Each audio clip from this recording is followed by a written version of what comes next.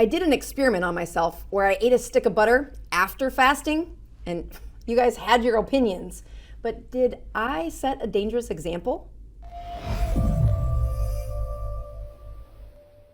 Let's take a look at a few of your comments and start with the ones that made me laugh. All right, as I was eating it, several of you noticed that, yeah, it's not my favorite food, but man, as several of you, it is your favorite food. And my favorite one was where they said, yeah, use lobster for best results.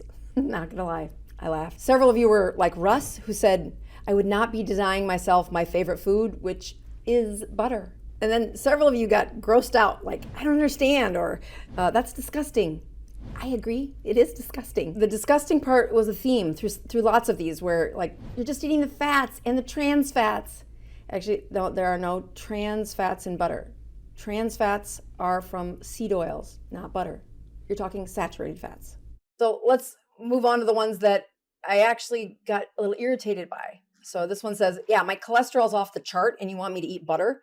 Yeah, you missed the point. Here's another one just like that. Do you recommend that your patients with high cholesterol taking statins eat butter? And then they go on to ask about dairy, and they double check that dairy means cow. Yes, dairy means cow. That's not the point. The problem with people wanting to lower their cholesterol, and they start with blaming fat, is they have missed that the process to make high cholesterol begins with an inflammatory milieu that comes from a carb-based eating. That if you are trying to lower your risk of a heart attack, you must first lower the inflammatory rate inside your body. That starts with 20 total carbohydrates or less. I teach that a high-fat, low-carbohydrate diet does do amazing things for reversing this. So then there's Clarence, who says, y'all do that if you want to clog your arteries. Natural selection at work. So next you have, if you know how to treat a heart attack, eat butter. RIP all of her followers. That's insanity. This doctor is dangerous. Nonsense. Poor patients, hyper responders could die. And you will die early. Great advice. Butter is 100% total fat. It clogs your arteries, which does cause heart attacks. How can you say it doesn't? Because it doesn't.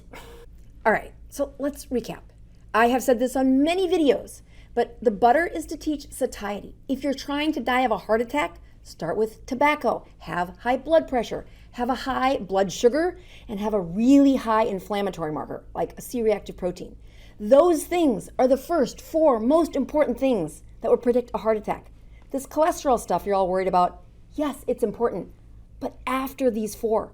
So there's several comments on gallbladder, and although most of them don't know what they're talking about, I really want to use their comments as a way to share. Gallbladder is a bag. It's actually a bag made of muscle. And when you eat high fat, that bag made of muscle filled with bile squeezes. It will get a workout when you eat a stick of butter. If you don't have a gallbladder, your bile still comes about. It just comes through the liver. And when that bile surrounds this fat, you will be able to absorb that fat and use it as a resource. If you put in too much butter at once and your gallbladder can't keep up or your liver can't keep up, you'll poop it out the other end. Your stools will float. So bile helps you absorb it, and it doesn't cause gallbladder disease. Gallbladder disease is caused by a chronic inflammatory state. Again, a high insulin state, not by eating a stick of butter. Lee asked, is this only when on a keto eating plan? And the answer is yes. Again, the purpose is I'm trying to help you remember what it feels like to feel full. Satiety is a hormonal response to food. And if it's the first time you've been on high fat in a decade, those surges of hormone are going to be tiny. You might not remember what it feels like to feel full. A stick of butter, especially if you've been keto for 6 weeks, is reminding you, oh, that's satiety. That's what I'm searching for. Do I think butter is the best way to get it? No, it's just a very good way to test. Can you feel satiety? Can you feel it? So for those of you just saying, well, maybe I should eat a stick of butter because I want to be keto, this video is not for you. That high carbohydrate life of cheeseburger and a beer for lunch or something, yeah, don't follow that with a stick of butter. That will make a heart attack. Doing this sent my LDL and ApoB out the roof. No, extreme of anything is a bad idea. Teaching a ketogenic diet, I hear this all the time. Doc, I use a balanced diet. And they show up in my clinic with all the chronic diseases of aging and 15 medications, wondering why they're aging so poorly. Yeah, cut the carbs, 20 total or less. That's extreme, but it is the better answer if you're trying to age well. The saddest one is Slimothy. What this taught me was to eat a stick of butter every day. No, that's not what I'm saying.